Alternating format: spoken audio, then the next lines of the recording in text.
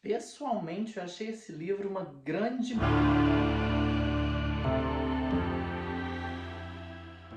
Olá, Sinners! Meu nome é Alison, a biblioteca está aberta. Hoje a gente vai começar uma sequência de 3 vídeos em que a gente vai discutir tipos de narrador. A gente sempre escuta falar sobre focalização interna, focalização externa, narrador em primeira pessoa, narrador em terceira pessoa. Então, como a gente divide narradores? Bom, existem várias formas de fazer essa divisão. O que nós vamos falar aqui é a maneira como eu uso dentro da narratologia, que é a ideia de narrador heterodiegético, narrador autodiegético e narrador homodiegético. Então, em cada vídeo a gente vai focar em um e a gente vai trazer uma obra da literatura para discutir como isso aí acontece. Então, vamos começar. O narrador heterodiegético é o que a gente conhece como narrador em terceira pessoa. E existem várias formas de fazer essa narração. O narrador pode saber menos que as personagens, o narrador pode saber tanto quanto as personagens, o narrador pode saber mais do que as personagens. Ele pode ser um narrador só observador, ou seja, ele só narra as ações que estão acontecendo, ou ele também pode ser um narrador onisciente, que é aquele que sabe o que está acontecendo dentro da cabeça das personagens. Um outro tipo de narrador é o narrador autodiegético. O que é o narrador autodiegético? É aquele do qual a história inteira deriva dele. Então, é ele que vai construir todo esse universo literário e ele vai ser o protagonista dessa própria história. A gente vai falar de Dom Casmurro e a gente também vai falar de O Ateneu para debater o narrador autodiegético. E o outro narrador, que eu acredito que seja o mais raro, é o narrador homodiegético. O que é o narrador homodiegético? É aquele que está inserido na história, ele está narrando em primeira pessoa, mas ele não é o protagonista daquela história. Ele está contando a história de outra pessoa. E é o que acontece, por exemplo, no Grande Gatsby. Mas então, vamos focar aqui. Vamos falar sobre narrador heterodiegético.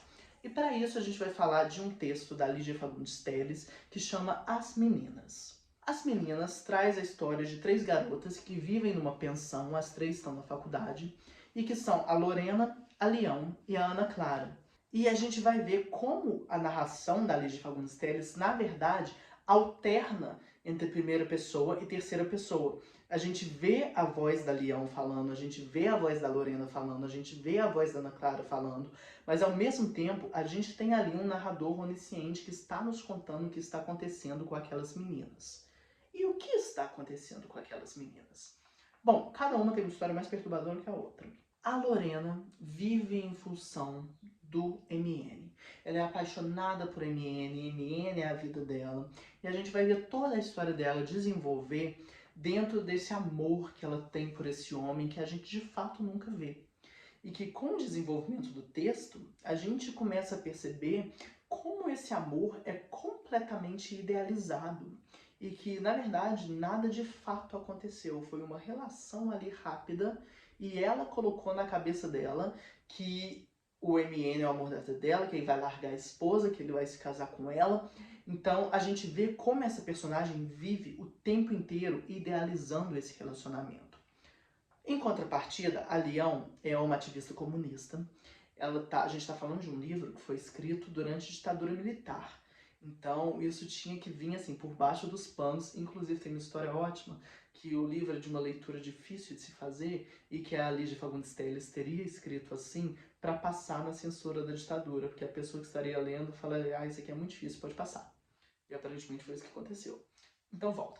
A Leão, ela é uma ativista, ela tá aí na guerrilha e ela tá organizando para fugir com o namorado dela que já fugiu.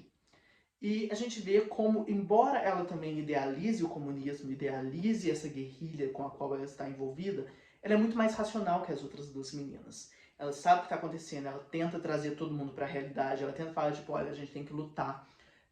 Não adianta vocês ficarem aí imaginando o que vai ser, o que poderia ser, se a nossa realidade está aqui, está sendo destruída. Então, a figura da Leão se torna um símbolo para esse lugar aparentemente mais racional, mas que também idealiza uma guerrilha. E é interessante a gente perceber como o pai dela era nazista e como vai ser ela que vai descobrir que a Lorena estava mentindo sobre uma história da vida dela.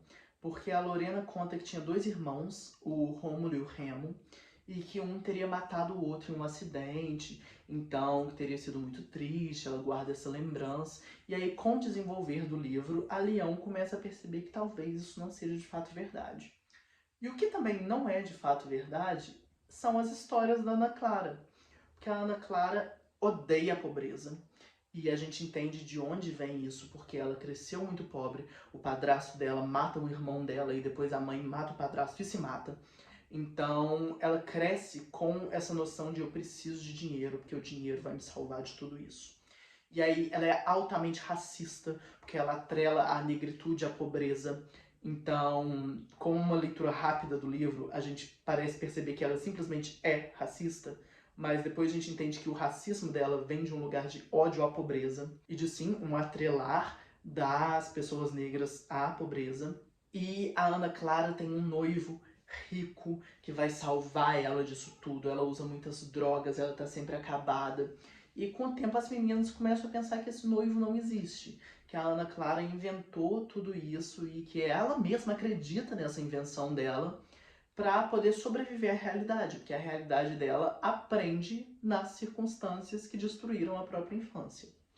Então, ele não é um livro muito ativo, a gente não vê muitas ações acontecendo no livro. O grande clímax, o grande evento do livro acontece no último capítulo, que eu não vou contar por causa da spoiler. Mas toda a narração é sobre a existência dessas meninas. E esse jogo entre a autodiegese e a heterodiegese é exatamente a madeira brilhante da Lígia de costurar essa história pra gente. Então, é um exemplo bem claro de como a escolha de uma focalização narrativa, primeiramente, não precisa ser óbvia, não precisa ser restrita a um ou outro, mas serve como um molde para a história inteira. Então, tudo acontece da maneira como acontece, exatamente porque a gente tem essa alteração. Vídeo que vem a gente vai falar um pouquinho sobre autodiegese e a gente vai discutir a clássica obra que ficou famosa no TikTok, embora já devesse ser famosa há muito tempo, que é Dom Casmurro. Um beijo da tia.